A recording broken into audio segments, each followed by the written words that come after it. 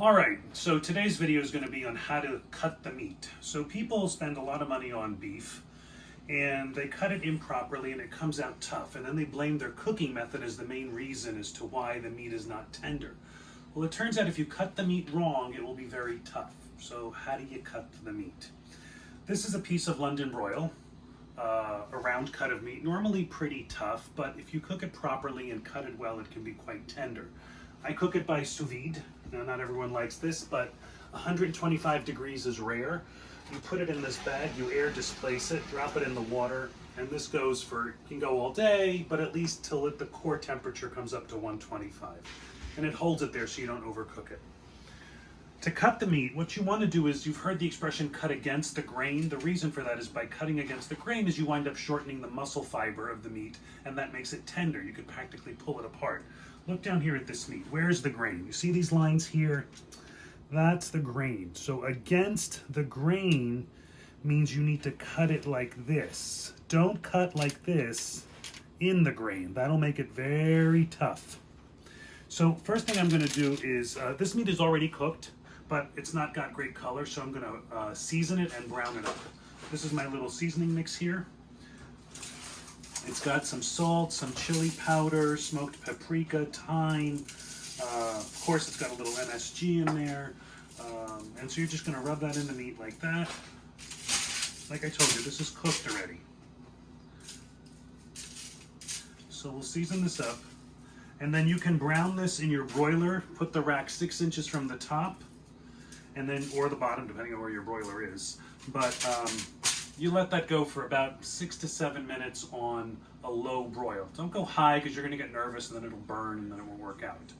So I'm going to char this up and then I'll show you how to cut the meat. So I told you could sear the meat on a frying pan or in a broiler. I like to use a blowtorch because for me this is faster.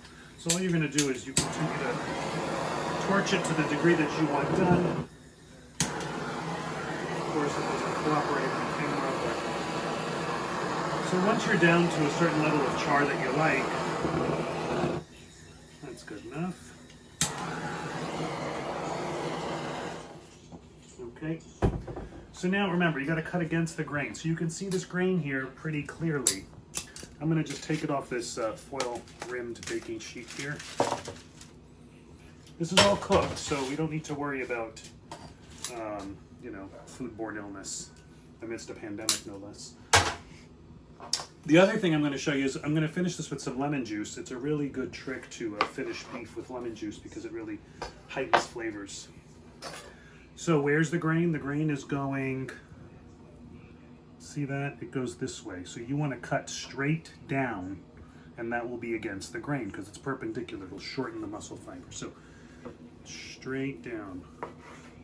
And you'll see that this is my preferred level of doneness for this. If you want it cooked longer, by all means do, but there you can see. Maslow wants them. So now I'm going to show you how tender this is. You can see that this meat actually will just pull apart quite easily. Now, if you want to try it, what you can do, if you want to know if you're cutting it properly or not, is taste it this way,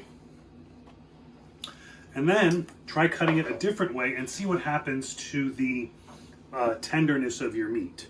So slice it this way now, and you'll see how the tenderness changes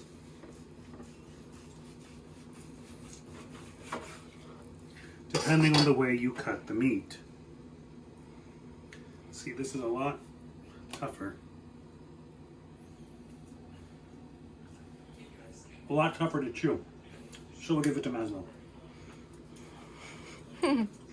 It's Maslow's birthday. It's not, but he thinks it is now. So that's how you cut against the grain, and the meat comes out quite tender. And then you can just put it on a plate and finish it with some lemon juice. And that's how you cut the meat.